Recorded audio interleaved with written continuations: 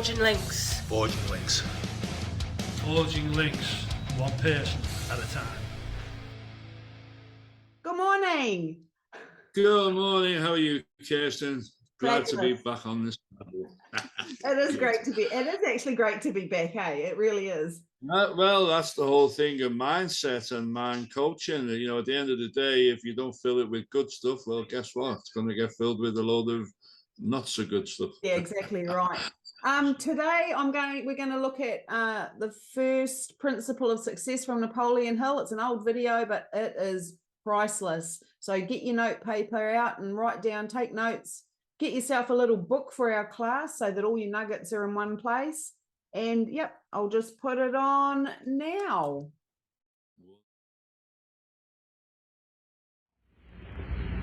How do you do? I'm very happy to have this personal visit with you. Won't you be seated, please? And now, may I request that you forget all your problems and just relax while I bring you the master key with which you may unlock the door to any opportunity that your mind can conceive. The master key consists of 17 principles, the first of which is definiteness of purpose. Right here at the beginning of our visit, I'm going to make you a promise. If you will decide definitely what you want most during your entire lifetime and write it down on paper so that I can read it, I will give you the master key with which you may open the door to the attainment of your desires, whatever they may be. The exact moment when I will deliver this master key to you will depend entirely upon when you are ready to receive it. This is the first of 13 messages that I will deliver to you. Now, in each message, I will describe the master key in terms that you will understand, if you are ready to understand. And now I shall give you the first cue as to the nature of the great master key which has been responsible for all the great successes in every calling, in every part of the world. Please listen carefully to what I have to say, because you may discover the secret of the master key in this first visit. You may get your first cue as to the nature of the great master key when I tell you that psychologists have discovered a natural law which is the very foundation of all personal successes. And I can describe it to you in one short sentence so you can understand it. Whatever the mind can conceive and believe, the mind can achieve. Isn't that a profound statement? You will notice that it says nothing about the need for education, but simply that whatever your mind can conceive and believe, your mind can achieve. Now, if you want evidence that the mind can achieve whatever the mind can conceive without the benefit of formal education, you only have to remember that Thomas A. Edison conceived the idea of becoming an inventor and lived to become the world's greatest scientist in the field of invention, with only 3 months of common school education. When I first heard Andrew Carnegie describe this natural law, which makes it possible for you and I and everyone else to write his own price tag in life and attain it, I became so enthused over it that I began to search for the power back of it, and my curiosity led me finally to the discovery of the master key, which I shall reveal to you if you are ready to receive it. My search led me to the study of the spiritual forces with which all of us are blessed. And it was in this field that I came upon a clue which has enabled me to help millions of people to find their earthly destinies. I want to describe my discovery in the simplest terms possible, because it will reveal to you why it is true that whatever the mind can conceive and believe, the mind can achieve, regardless of how many times you may have failed in the past or how lofty your aims and hopes may be. I caught my first fleeting glimpse of the profound law which provides the means by which we may choose our own purpose in life and attain it, while I was being coached by Andrew Carnegie during the organization of the Science of Success philosophy. I had just finished telling Mr. Carnegie that I feared he had chosen the wrong person to give the world the first practical philosophy of personal success because of my youth, my lack of education, and my lack of finances. Well, at this point, Mr. Carnegie delivered a lecture that I shall never forget, because it changed my entire life and paved the way for my helping to change the lives of millions of people, some of them not yet born. Let me call your attention to a great power which is under your control, said Mr. Carnegie. A power which is greater than poverty, greater than the lack of education, greater than all of your fears and superstitions combined.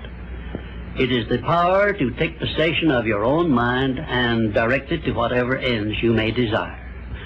This profound power, Mr. Carnegie continued, is the gift of the Creator, and it must have been considered the greatest of all of his gifts to man, because it is the only thing over which man has the complete and unchallengeable right of control and direction. When you speak of your poverty and lack of education, Mr. Carnegie explained, you are simply directing your mind power to attract these undesirable circumstances, because it is true that whatever your mind feeds upon, your mind attracts to you. Now you see why it is important that you recognize that all success begins with definiteness of purpose, with a clear picture in your mind of precisely what you want from life. Then Mr. Carnegie continued his speech with a description of a great universal truth which made such an impact upon my mind that I began then and there to give myself a new outlook on life and set up for myself a goal so far above my previous achievements that it shocked my friends and relatives when they heard about it. Everyone, said Mr. Carnegie, comes to the earth plane blessed with the privilege of controlling his mind power and directing it to whatever ends he may choose. But, he continued, everyone brings over with him at birth the equivalent of 2 sealed envelopes, one of which is clearly labeled, the riches you may enjoy if you take possession of your own mind and direct it to ends of your own choice. And the other is labeled, the penalties you must pay if you neglect to take possession of your mind and direct it. And now let me reveal to you, said Mr. Carnegie, the contents of those 2 sealed envelopes. In the one labeled riches is this list of blessings. 1, sound health. 2, peace of mind. 3, a labor of love of your own choice. 4, freedom from fear and worry. 5, a positive mental attitude. 6, material riches of your own choice and quantity. In the sealed envelope labeled penalties, Mr. Carnegie continued, is this list of the prices one must pay for neglecting to take possession of his own mind. 1, ill health. 2, fear and worry. 3, indecision and doubt. 4, frustration and discouragement throughout life. 5, poverty and want. 6, and a whole flock of evils consisting of envy, greed, jealousy, anger, hatred, and superstition. Now, my mission in life is to help you and everyone who needs my help to open up and use the contents of the sealed envelope labeled riches. And the starting point from which you must take off if you wish to write your own ticket from here on out for the remainder of your life, I will describe for you in these simple instructions. 1, procure a neat pocket-sized notebook, or something on the order of this one here, loose leaf affair. And on page 1, write down a clear description of your major desire in life, the one circumstance or position or thing which you will be willing to accept as your idea of success. And remember before you begin writing that your only limitations are those which you set up in your own mind or permit others to set up for you. And 2, on page 2 of your notebook, write down a clear statement of precisely what you intend to give in return for that which you desire from life. And then start in right where you stand now to begin giving. And 3, memorize both of your statements, what you desire and what you intend to give in return for it, and repeat them at least a dozen times daily. And always end your statements with this expression of gratitude for the blessings with which you were gifted at birth. I ask not, O divine providence, for more riches, but more wisdom with which to accept and use wisely the riches I received at birth in the form of the power to control and direct my mind to whatever ends I desire.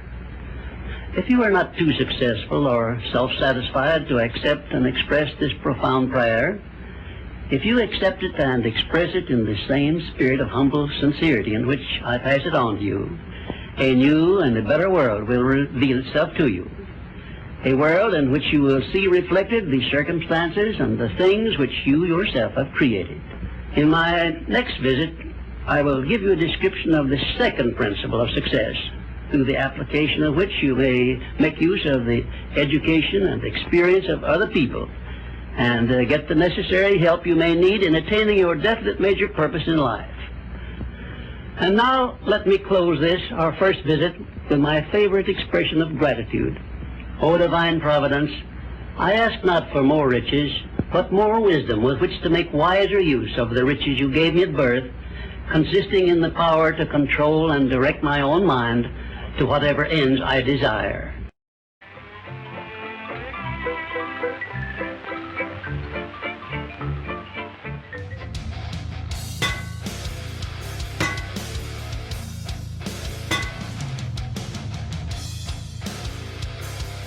Forging links.